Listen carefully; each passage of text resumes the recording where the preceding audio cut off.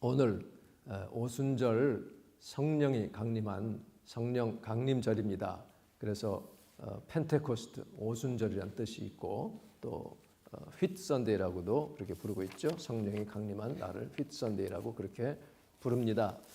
우리가 믿음 생활을 하는 데 있어서 이 성령의 역할, 성령의 그 역사는 정말 뗄 수 없는, 우리 믿음과 뗄 수 없고 아주 필수적인, 그 성령 없이는 아무것도 할 수 없는 그런 분이 바로 성령이죠. 그 절대적이고 필요 불가결한 분이 바로 성령님이십니다. 이 성령은 하나님의 영이요 또한 예수 그리스도의 영입니다. 그 성령은 예수님이 계실 때 요한복음 14장에서 내가 아버지께 구하겠으니 그가 또 다른 보혜사를 너에게 주시리라 한 그대로 우리에게 주신 분이 바로 성령입니다. 보혜사라고 되어 있는 그것을 영어로는 카운슬러라 또는 컴포터다, 안위해 주시는 분, advocate 우리를 변호해 주시는 분, 헬퍼 또 인터세서 이런 뜻으로 영어로 번역이 됩니다. 이것이 헬라 말로 파라클레토스라고 되어 있는데 그래서 이것을 페라클리트라고 이제 영어로 그대로 번역을 하고 있습니다. 이 성령님이 예수님이 이 세상에서 이제 떠나가실 것이기 때문에 육신적으로 계속 우리와 함께 할 수 없고 또 육신으로만 계시면 그 몇몇 사람만 가까이 있는 사람만 그 예수님을 만날 수 있기 때문에 길이요 진리요 생명 되신 예수님이 떠나가시면서 아버지께 부탁해서 보내신 분이 바로 하나님의 영, 진리의 영이신 것입니다. 그래서 이 성령님을 약속하신 대로 보내주셨는데 사실은 그 이전부터 예수님의 올 길을 예비한 세례 요한 때부터 성령님의 그 역사를 보내실 것을 예고하고 있잖아요. 그래서 요한복음 1장 6절에 보면 하나님으로부터 보내심을 받은 사람이 있으니 그 이름은 요한이라. 그는 빛이 아니고 이 빛에 대해서 증언하러 온 자라 하면서 그가 1장 29절에 보면 예수님이 가까이 오시는 것을 보고 보라 세상 죄를 지고 가는 하나님의 어린 양이로다 하더니 33절에서 세례 요한이 사람들에게 말합니다. 하나님이 알려주셨다. 성령이 내려서 누구 위에든지 머무는 것을 보거든 그가 곧 성령으로 세례 베푸시는 이른지를 알라 하셨다. 이분이 곧 하나님의 아들이다. 이렇게 분명하게 예수님을 말씀하고 있어요. 성령으로 세례를 베푸실 분이다 라고 말씀했습니다. 이 말씀이 참 중요합니다. 마태복음 3장에 보면 세례 요한이 말합니다. 나는 너희가 회개하라고 물로 세례 주지만 내 뒤에 오시는 분은 내가 능히 감히 그 신발끈도 몸매만큼 정말 귀하고 높으신 분이다. 그런데 그분이 성령과 불로 세례를 주실 것이라고 말씀하고 있습니다. 성령과 불로. 과연 불 같은 성령님이 오순절날 오신 것입니다. 예수님이 세례 받으시고 요단강에서 올라오실 때 성령의 충만함을 받았다라고 되어 있어요. 그리고 물에서 올라오셨는데 그리고는 이내 곧 성령께 이끌려갑니다. 마가복음에 보면 성령이 그를 광야로 몰아내셨다고 그랬어요. 막 드라이브 아웃 했다는 거예요. 몰아내셨어요. 즉시 성령 충만하신 예수님을 광야로 몰아내서 40일간을 이렇게 마귀에게 시험을 받게 하셨잖아요. 그런데 그가 금식하면서 육체가 힘이 빠질수록 연약할수록 그의 영은 더 예민해졌고 더 성령으로 충만해 있었습니다. 우리가 금식하는 이유도 거기 있어요. 내 육신이 죽어질 때에 하나님의 영이 더 강하게 내 안에서 역사할 수 있기 때문에. 그래서 사단이 아무리 교묘하게 예수님을 유혹했을지라도 예수님은 말씀으로 물리쳤죠. 세 군데 다 신명기 말씀으로 사람이 떡으로만 살 것이 아니요 하나님의 입에서 나오는 모든 말씀으로 살 것이다. 8장 3절. 주 너의 하나님을 시험하지 말라. 6장 16절. 주 너의 하나님께 경배하고 다만 그를 섬기라. 6장 13절. 모두 신명기 말씀으로 물리쳤어요. 그러니까 예수님의 입에서 지금 이 말씀이 나올 때에 그 말씀이 영이요 생명이 것이에요. 사탄은 사망 권세를 가지고 예수님을 무너뜨리고 우리 모든 죄의 그 용서함을 위한 그 속죄의 사역을 못하게 막았지만 그러나 예수님은 그 말씀이 영이고 생명이기 때문에 그 말씀으로 사단의 역사를 물리치신 것입니다. 그래서 우리 이 땅에 사는 가운데서도 우리를 유혹하는 세상의 소리, 사단의 소리, 내 육신의 어떤 그런 소리, 이것이 바로 사망 권세로 가지고 오는 것입니다. 이것을 물리치고 승리를 가져올 것은 영이요 생명 되신 하나님의 말씀인 것을 믿으시기 바랍니다. 성령에 충만할 때 그 말씀으로 우리가 물리쳐 이길 수가 있는 것입니다.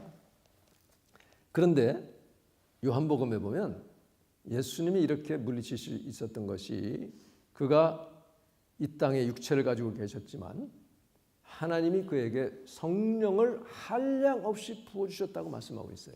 Without limit, 한계 없이 막 부어주셨기 때문에 그렇게 이길 수 있었다고 말씀하고 있습니다. 그런데 그렇지만 말이에요, 우리가 생각해야 될 것이 뭐냐면 비록 그가 하나님의 아들이셨지만 저절로 그냥 뭐 가만히 계시다고 성령 충만을 받은 게 아니에요.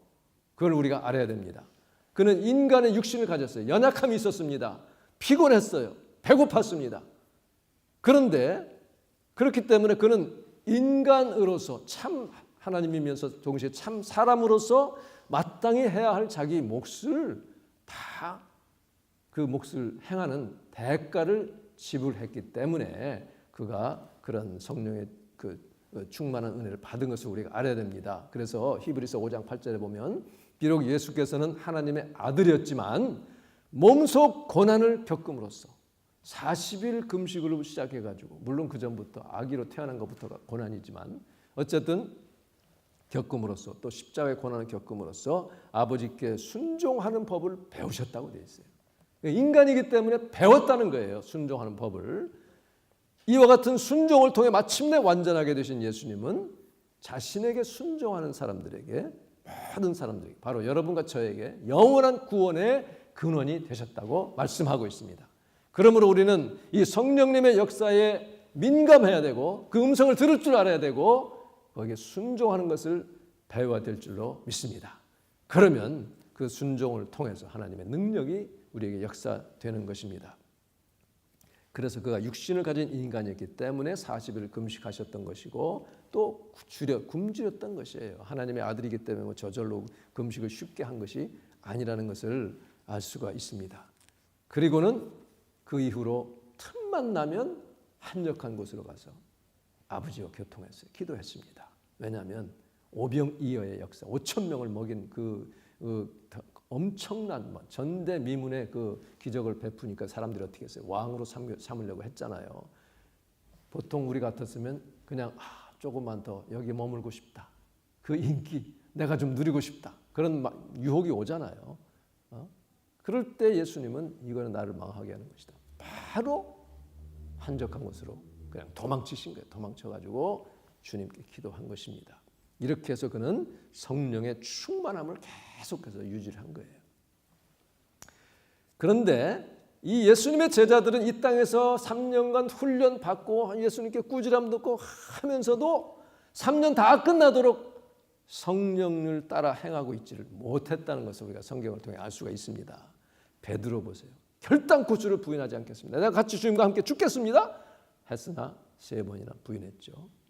제자들은 베드로 포함해서 예수님이 내가 십자가에 죽을 것이다. 그런 예고를 하셨는데도 불구하고 그 자리에서 누가 더 크냐 키재기를 하고 있었습니다.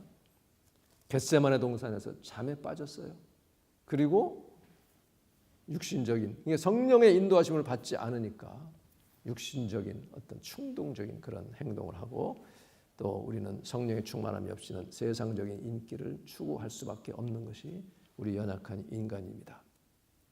그랬기 때문에 이 제자들은 예수님이 예고대로 3일 만에 부활하셨음에도 불구하고 믿지 못하고 여전히 두려워했어요. 숨어 있었습니다. 그러니 그렇게 숨기 바쁜데 어떻게 부활의 예수님을 전하겠어요? 자기 인간의 힘으로 할 수 없는 그런 일입니다. 이것이 바로 성령 받기 전에 제자들의 모습이에요. 우리도 성령 없이는 아무것도 하나님의 뜻을 이룰 수 없다는 것을 우리가 깨달을 수가 있는 것입니다. 예수님이 이제 승천하시는 길에 제자들에게 지시를 하죠. 누가복음 24장 49절에 볼지어다 내가 내 아버지께서 약속하신 것을 그분이 바로 성령입니다. 너희에게 보내리니 너희는 위로부터 능력으로 입혀질 때까지. 그러니까 성령은 능력의 역사가 임한다는 그런 뜻이죠. 이 성에 머물라 하시니라. 이렇게 말씀하십니다. 그리고는 구름 타고 하늘로 올라가셨어요. 이게 누가복음 24장 마지막 부분입니다. 그런데 이 누가는 제2부, 말하자면 시즌 2, 이게 이제 사도행전이에요. 사도행전 첫 부분에서 다시 한번 그 얘기를 하면서 자세하게 기록을 하고 있어요. 사도행전 1장에 보면 5절에 4절에 보세요. 사도와 함께 모이사 그들에게 분부하여 이르시되 예루살렘을 떠나지 말고 내게서 들은 바 아버지께서 약속하신 것을 기다리라. 그랬어요. 바로 누가복음 24장에서 위로부터 능력을 입히울 때까지 그 약속하신 그것을 기다리라고 말씀하십니다. 요한은 물로 세례 베풀었으나 다시 한번 말씀하시죠. 너희는 몇 날이 못되어 성령으로 세례를 받으리라 하셨다라고 지금 누가가 보고하고 있습니다. 그리고서는 제자들이 거기 모여가지고 주님 이제 이스라엘 나라 회복하십니까? 이 성령 받기 전이라 그냥 생각이 다 그냥 그런 거예요. 그냥 지금 이 나라 회복하실 때가 되지 않았습니까? 언제 하실 겁니까? 때와 시기는 아버지께 달려있다. 너희들이 알 바 아니다. 오직 성령이 너희에게 임하시면 우리가 잘 아는 말씀 아니에요. 너희가 무엇을 받고? 권능을 받고 예루살렘과 온 유대와 사마리아와 땅끝까지 이르러 내 증인이 되리라. 이 말씀하셨어요. 한번 우리 같이 봅시다. 오직 성령이 임하시면 너희가 권능을 받고 예루살렘과 온 유대와 사마리아와 땅끝까지 이르러 내 증인이 되리라. 성령을 주시는 목적이 여기 나와 있어요. 가장 중요한 목적이 바로 증인터라고 하는 그런 것이 바로 성령을 우리에게 주신 목적입니다. 그리고는 올라가시니까 다 하늘 쳐다봅니다. 그때 흰옷 입은 두 천사가 뭐라고 했어요? 갈릴리 사람들아 하고 말합니다. 이게 뭐냐면 사도행전 13장 30절에 보면 하나님이 죽은 자 가운데서 그를 살리신지라 31절에 갈릴리로부터 예루살렘에 함께 올라간 사람들에게 그러니까 갈릴리 예수님의 제자들이죠. 거기 따르던 사람들이 다 갈릴리 사람들이에요. 예루살렘에서는 별 사역을 많이 안 하셨잖아요. 여러 날 보이셨으니 40일간 보이셨으니 바로 그들이 이제 백성 앞에서 그의 증인이라 말씀했어요. 자, 이들이 바로 최초의 증인의 사명을 감당하게 됩니다. 성령을 받아서. 이제 그 뒤에 사도행전 1장 12절 이하에 보면 이제 그 감람원이라고 하는 올리베트라고 하는 산으로부터 예루살렘에 가까워서 안식일 걷기에 알맞은 안식일을 범하지 않을 만큼의 짧은 거리입니다. 그 거리로 이제 돌아왔어요. 그리고 그들이 유하는 다락방으로 올라가니 하면서 11 제자들의 이름이 나오고 그 다음에 여자들 나오고 예수의 어머니 마리아도 나오고 예수의 동생들도 아우들을 다 얘기를 하고 있습니다. 자, 그런데요. 그러면서 마음을 같이하여 오로지 기도에 힘쓰더라. 기다리라 했으니 기다리면서 오로지 기도에 힘쓰는 거예요. 그 다음 15절에 모인 무리의 수가 약 120명이나 되더라. 약 120명가량 되었을 때 이제 회의를 해가지고 마띠아를 뽑습니다. 그리고 나서 2장에 이제 드디어 오순절 날이 우리말에 이 개역개정 이미 이르매 이런 말씀하고 있어요. 이미 이르매. 오늘 우리가 읽은 말씀에는 이미라는 말은 없어요. 근데 영어 성경들을 쭉 보면 오순절 날이 had arrived예요. 그러니까 이미 이르렀다. 이미 이르른 다음 얘기. 그러니까는 fully 오순절이 되어가지고 얼마 시간이 지났다는 것을 우리가 알 수 있습니다. 그날, 그때 이미 이르러서 이제 오순절 그 날 중에 다 같이 한 곳에 모였습니다. 근데 여기서 한 가지 우리가 좀 짚고 넘어갈 것이 있어요. 요즘 보면 여기서 성령 세례 받은 사람들이 모여서 기도한 사람들이 그냥 12사도뿐이다. 마띠아까지 이렇게 보는 분들도 있고 아니면 그 위에 보면 이제 야고보의 아들 유다 뭐 이렇게 쭉 다른 사람들 한 20-30명 되지 않았을까 이렇게 보는 사람도 있고 보통 우리는 120명이라고 봅니다. 뭐 몇 명이든 상관없는데 우리가 좀 더 광범위하게 생각하면 세례 요한이 벌써 예수님 오시기 전에 내 뒤에 오시는 분은 성령과 불로 세례 주실 것이라고 말씀하셨어요. 그것이 12사람에게 얘기한 게 아니죠. 거기 있는 많은 사람들에게 얘기했습니다. 그리고 여기 사람들이 모였고 사도행전 1장의 숫자는 오직 120명만 나옵니다. 그래서 이게 뭐 20몇 명이 됐든 120명이 됐든 큰 문제는 아닌데 어쨌든 우리는 보통 마가의 다락방에 모인 120명에게 500의 형제에게 일시에 나타났다고 고린도전서 15장에 나와 있는데 그 중에 한 120명쯤 모여가지고 이렇게 기도를 했다는 것을 우리가 되게 보고 있습니다. 어쨌든 자 이렇게 앉아 있는데 그들이 앉아서 막 기도하고 있는데 호련히 갑자기 어느 순간 급하고 강한 바람 같은 소리가 났습니다. 이 바람 소리를 뭐라고 묘사했냐면 이 어떤 해석가는 그 토네이도가 올 때에 자기 그 어떤 사람이 중부지방 요즘 중부지방에 토네이도가 얼마나 많습니까? 그 소리가요 기절할 정도의 소리죠. 근데 자기 집은 지나가지 않고 두 블럭 너머에 두 집 건너의 집을 지나갔는데 그 소리가 1000개의 화물차가 지나가는 것 같은 그런 소리였다고 합니다. 제가 조지아 살 때 그 기찻길 옆에 살았는데요. 한 번 지나가면 엄청 소리가 큽니다. 한 100여 량이 지나가기 때문에 한 10분 정도 가만히 있어야 돼요. 아무것도 못해요. 전화도 못합니다. 그게 1000개가 지나가는 정도의 엄청난 소리가 들렸다는 거죠. 그리고 이게 바람입니다. 실제 바람이 아니라 바람 소리 같은 소리가 들렸다는 거예요. 그 다음에 불이 혀같이 갈라지는 것들이 각 사람에게 임하여서 그 혀처럼 갈라진 그것이 바로 혀의 역사, 방언의 역사가 나타났다는 것입니다. 거기 모인 사람들이 자기 지역의 말로 알아듣는 그런 자기 난곳 방언으로 듣게 되는 그런 역사가 일어났습니다. 여기 수많은 지역들의 이름이 이제 성경에 나와 있죠. 근데 결국은 이렇게 해서 이 사도행전 2장에 보면 제일 먼저 이제 사도행전에 나와 있는 성령의 충만함이 얘기가 나옵니다. 2장 4절에 보면 그들이 다 성령의 충만함을 받고 성령의 충만함을 받고 성령이 말하게 하심을 따라 다른 언어들로 말하는데 무슨 말을 했느냐면 바로 11절에 우리의 각 언어로 하나님의 큰 일을 말하면 듣는도다 했습니다. 그러니까 이 성령은 하나님의 역사를 증언하게 하는 영입니다. 하나님의 큰 일이 뭐겠어요? 우리 인간을 위해서 아들을 이 땅에 보내주셨고 이 땅에서 큰 역사를 행하셨고 많은 사람을 고치고 살리고 귀신을 쫓아내고 그 다음에는 말씀을 가르친 다음에 십자가에 죽으셨다가 제3일에 살아나셨고 그래서 지금 하늘에 올리신 부활의 예수님을 지금 증언하는 그런 얘기예요. 뒤에 사도행전에 보면 계속해서 예수의 부활을 증언하는 그런 내용들이 나옵니다. 이것이 바로 성령을 우리에게 주신 가장 중요한 목적인 것을 우리가 알게 됩니다. 그 뒤에 사도행전 쭉 보면요. 성령의 충만함에 대한 이야기 나올 때마다 참 주님의 복음이 증거되는 것을 알 수 있습니다. 이 사도행전 4장 8절에 보면 이제 이 사도들이 막 사람들에게 예수의 부활을 막 전하고 너네들이 못 박아 죽인 예수를 하나님이 살리셨다.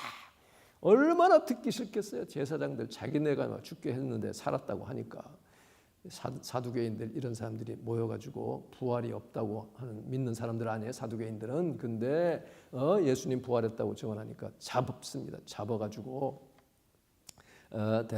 대제사장 안나스와 가야바와 이 장인 사위관입니다. 요한과 또 알렉산더 이런 대제사장의 문중 그 당시 그 사람들은 아주 이 가문의 영광으로 생각한 사람들이에요. 문중이 다 참여해가지고 가운데 세웁니다. 무슨 권세와 누구 이름으로 이 일을 행하였느냐 하니 사도행전 4장 8절에 베드로가 성령이 충만하여 이르되 성령이 충만하여 백성의 관리들과 장로들아 만일 병자에게 행한 착한 일 즉 안진뱅이를 일으켰던 성전 미문에 앉았던 그 일에 대해서 어떻게 구원받았냐 어떻게 치료받았냐고 질문한다면 알라 너희가 십자가에 못 박아 죽인 그 예수 그리스도를 나사렛 예수를 하나님이 살리신 그 이름으로 이가 온전하게 되었다. 담대하게 예수 그리스도를 증언하는 거예요. 그러니까 성령의 충만함 받은 베드로는 그 전에는 성령 받기 전에는 어땠어요? 자기 자랑이나 하고 예수님 부인하고 무서워서 나 물고기나 잡으러 간다 했던 그 베드로 아닙니까? 성령이 임하니 이렇게 담대하게 복음을 전합니다. 그 소식을 나중에 성도들이 들어요. 듣고서는 모여서 막 기도합니다. 4장 31절에 보면 막 이미 이제 박해가 시작이 되니 모여가지고 막 하나님께 부르짖어 기도합니다. 천지의 주제이신 여호와여, 이 사람들 이렇게 지금 우리를 박해하는 것을 굽어 살펴 보옵소서. 이 위협함을 굽어 보시옵소서 하면서 막 외쳐 기도합니다. 담대히 하나님 말씀을 전하게 해 주옵소서. 그 담대함을 달라고 기도합니다. 주님 손을 내밀어서 병을 낫게 해주시고 또 표적과 기사를 거룩한 종 예수의 이름으로 우리로 하여금 행하게 하옵소서 하고 빌기를 다음에 모인 곳이 진동하더니 와, 응답하신 거 하나님이. 내가 들었다. 역사할 것이다. 주님이 응답하셨어요. 응답하시더니 무리가 다 성령이 충만하여 담대히 하나님의 말씀을 전하니라. 이렇게 뜨겁게 기도할 때 성령이 충만해지고 능력이 생기고 담대함이 생겨서 하나님의 복음을 전했다라고 말씀하고 있습니다. 그 다음에 또 보면 7장 55절에 보면요, 스데반이 이제 돌에 맞아 죽습니다. 이 17집사 중 하나인 스데반이 막 말씀을 전하다가 결국은 이제 이를 갈면서 사람들이 돌을 막 던져가지고 하니 55절에 7장 55절에 스데반이 성령 충만하여 하늘을 우러러 주목하여 하나님의 영광을 보고 예수님이 그 앞에 서신 것을 봅니다. 예수님이 옆에 서 계시다 하면서 이렇게 정말 예수 그리스도를 증언합니다. 그러면서 이제 막 사람들이 성 밖으로 내치고 귀를 막고 달려들어가지고 죽이니까 주여 저들의 죄를 저들에게 돌리지 마옵소서. 예수님이 하셨던 것과 같은 말씀을 하죠. 이게 얼마나 큰 이 증언이 됐습니까? 사도 바울이 그 돌 던지는 사람들의 옷을 지키는 그 정도의 흉악한 사람이었는데 그런데 그 모습을 봤어요. 그 당시로는 마땅히 여겼습니다. 그러나 그게 그 상이 없어졌겠어요? 야, 내가 정말 저렇게 죄 없는 사람을 이렇게 죽음에 이르게 했구나. 그래서 그는 자기 목숨을 걸고 결국은 성령 충만한 복음을 전하게 된 것 아닙니까? 이런 것들이 모두가 참 순교하는 가운데서도 성령의 충만함으로 인하여 증거가 된 것을 우리가 보게 됩니다. 그 뒤에 이제 쭉 말씀들이 나옵니다. 13장 9절에 보면 이제 이 사울이 9장에서 청년 사울이 회심해가지고 이제 복음을 전하게 되잖아요. 근데 13장 9절에 보면 바울이라고 하는 사울이 이제 처음으로 바울로 바뀝니다. 성령이 충만하여, 이게 무슨 내용이냐면은 성령의 보내심을 받아서 이 두 사람이 이 바울과 바나바입니다. 거기서 실루기아로 내려가서 이제 배 타고 어디 가가지고 결국은 이제 어디를 갔는데 바보라는 곳에 이르렀는데 거기 유대인 거짓 선지자 바예수 마술사를 만납니다. 마술사. 그 옛날 번역에는 박수라고 하죠. 박수는 남자 무당이에요. 무당입니다. 무당. 그 총독 서기오 바울과 함께 있으면서 바울로 하여금 예수 못 믿게 자꾸 방해놓는 거예요. 방해놓는. 그러니까 바울이라고 하는 사울이 이제 총독으로 믿지 못하게 힘쓰는 그 모습을 보고 성령이 충만해졌어요. 그리고서는 악한 이 거짓과 악행이 가득한 자여 마귀의 자식이노마, 너 더 이상 주의 그 길을 굽게 하지 그거 멈추지 못하겠느냐. 이제 넌 눈이 멀을 것이다. 이렇게 하니까 즉시 안개와 어둠이 그를 덮어 막 인도할 사람을 찾는 그런 역사가 있었습니다. 복음 전하는 것을 방해하는 세력을 완전히 누르고 그러니 총독이 그것을 보고 예수를 믿게 되는 겁니다. 이런 성령 충만의 역사가 지금도 성령님은 살아 역사하십니다. 우리가 성령 충만하여 주의 복음을 전하는 저와 여러분 될 수 있기를 간절히 바랍니다. 그래서 이 성령님은 이것뿐 아니라 누구에게 어느 지역으로 가서 복음 전해야 할지도 가르쳐 주셔요. 알려주십니다. 사도행전 8장에 보면 이제 예루살렘에 큰 박해가 일어난 후에 7집사 중 하나인 빌립이 복음을 또 전하러 가잖아요. 성령의 이끄심을 따라 예루살렘에서 예배하고 돌아가는 이디오피아 간닥의 여왕이 네시에게로 가지요. 천사가 먼저 보내고 그다음에 성령이 저기로 가서 복음 전하라 하니까 접근해가지고 복음을 전하고 세례 베푸는 그런 역사가 기록되어 있어요. 그러니까 그로 인해서 이디오피아가 아프리카에서 참 놀랍게 예수님 믿는 그 사람들이 굉장히 많아졌습니다. 이 바로 이 성령의 역사를 따라 순종한 빌립의 전도를 듣고 간다게 여왕이 내시를 통해서 이디오피아에 복음이 전해진 것이죠. 또 사도행전 16장에 보면 참 재밌는 장이에요. 읽을수록. 자, 바울이 16장 6절에 보면 성령이 아시아에서 말씀을 전하지 못하게 하십니다.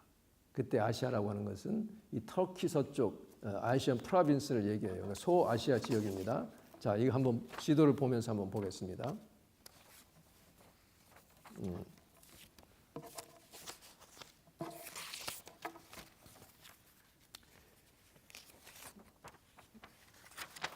여기 보면 여기가 이제 지금의 터키죠. 여기 이 지역입니다.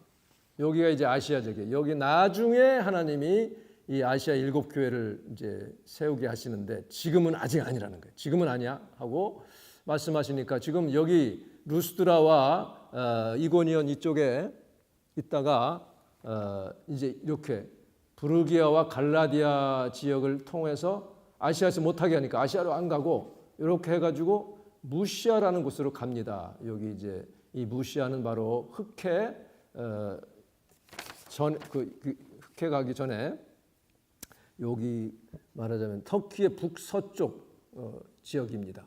여기 무시아. 여기에 가가지고 여기 보면 무시아 앞에 이르러 이제 비두니아로 가기로 합니다. 비두니아라는 곳으로 가려고 합니다. 여기가 비두니아, 흑해 연안 지역입니다. 이 비두니아로 가려고 애썼어요. 그러니까 이렇게 시도를 했습니다. 그런데 또 여기도 못 가게 하시는 거예요. 성령님이. 그러니까 지금 아시아도 못 가, 이 비두니아라 가려는데 여기도 못 가. 그래가지고는 이 무시아에서 드로아라는 곳으로 갑니다. 이 드로아는 배 타고 이제 갈 수 있는 항구가 있는 곳입니다. 드로아까지 갔어요. 그 가고 보니 그날 밤에 환상 중에 누가 나타났어요? 마케도니아 사람. 요 마케도니아가 여기입니다. 여기 하나가 나타나가지고 와서 우리를 도우시오. 요 마케도니아. 여기가 아가야고요. 여기 고린도 아테네가 있는 곳이고 여기 마케도니아입니다. 빌립보가 바로 여기 있습니다. 그 환상을 보고 우리 주님이 바로 이 마게도니아로 복음 전하라고 하는구나. 그 성령님의 인도하심을 받았는데 참 이 성령님이 못하게도 하시고 막 막으시고 그리고는 꿈의 환상을 통해서 보내시는 그런 역사를 하죠. 그래서 빌립보에서 이제 거기서 복음을 전하고 루디아를 만나서 자주장사 루디아를 만나서 교회가 생기고 거기서 점하는 귀신 들린 여종을 구원함으로 말미암아 귀신을 쫓아내니까 붙잡혀서 바울과 실라가 감옥에 갇히고 그랬다가 간수를 또 간수의 온 집이 구원받고 세례받고 이런 놀라운 역사를 여기서 일으키시는 거예요. 그렇게 마게도니아 유럽 지역을 간 다음에 나중에 이제 아시아 지역으로 그러니까 하나님의 때가 있고 그것을 무시하고 만일에 이 바울이 막 지멋대로 자기 계획대로 했으면 어떻게 됐겠어요? 너 사도 그만해 하든지 때로 눕히든지 무슨 일이 있었겠죠. 성령님의 음성에 귀를 기울이고 늘 주님과 교통하고 하는 가운데 우리에게 지금도 성령님은 성령의 충만함을 받아 복음을 전하라고 우리를 부르고 계십니다. 오직 성령이 너희에게 임하시면 너희가 권능을 받고 예루살렘과 온 유대와 사마리아와 땅끝까지 이르러 내 증인이 되리라. 지금 땅끝까지 가야 되는 거예요. 땅끝까지 가야 되는 그런 사명이 우리에게 있습니다. 지금은 인터넷이 발달되어 있고 많은 줌도 있고 그렇기 때문에 이 복음 전하기 훨씬 쉬워졌어요. 물론 박해도 많지만 주님 오실 날이 가까워졌어요. 거의 세계 구석구석까지 지금 복음이 전해지고 있습니다. 그럴 때 우리는 에베소 5장 18절 말씀처럼 술 취하지 말라 이는 방탕한 것이니 오직 성령으로 충만함을 받으라. 할렐루야. 우리가 성령 충만하여 주님이 주신 사명을 잘 감당하는 복된 저와 여러분 되시기를 주님의 이름으로 축복합니다. 기도하겠습니다. 이 시간에 이 말씀 우리가 생각하며 주님 나에게 성령의 충만함을 허락하여 주시옵소서. 세상의 어떤 영광이나 어떤 욕심이나 유혹 또는 위협에 우리가 굴하지 않게 도와주시고 정말 주의 음성을 듣고 거기에 순종하여 하나님이 기뻐하시는 나중에 큰 주님의 영원한 상을 받는 저희가 되게 하여 주옵소서. 우리 같이 한번 합심하여 기도하겠습니다. 할렐루야. 하나님 은혜를 감사합니다. 거룩하신 아버지, 우리에게 거룩한 귀한 이 성령을 허락해 주심을 감사합니다. 초대교회 사도들이 주의 성령님의 불의 역사, 아버지 바람의 그 역사가 없었으면, 성령과 불로 아버지 세례받는 그 역사가 없었으면 어떻게 복음이 우리에게까지 전해져 왔겠습니까? 하나님 아버지, 주님은 지금도 살아계셔서 주를 믿는 백성들에게 성령의 기름을 부어주시고 성령의 불을 내려주시고 부흥시켜 주시는 것을 믿습니다. 하나님 아버지, 우리가 이 세상 아버지에 따라가지 않게 도와주시고 유혹에 넘어가지 않게 도와주시고 아버지 세상의 위협에 움츠러들지 않게 도와주시고 깨어서 기도하며 성령의 충만함을 계속 유지하여 하나님의 뜻을 이루고 생명을 구원하고 주님의 생명의 복음을 전하는 주의 백성들이 될 수 있도록 주님 역사하여 주시옵소서. 할렐루야. 감사합니다. 우리 주님 아버지, 우리 삶을 통하여 지금도 살아계시고 역사하시는 주님을 바라봅니다. 거룩한 성령님, 내 삶을 지배하여 주시기를 원합니다. 주의 음성에 귀를 기울이고 성령님께 순종하기를 원합니다. 그래야 하나님을 기쁘시게 해드리고 하나님의 뜻을 이루는 귀한 주의 백성들이 되게 하여 주시옵소서. 예수님의 이름으로 기도하옵나이다. 아멘.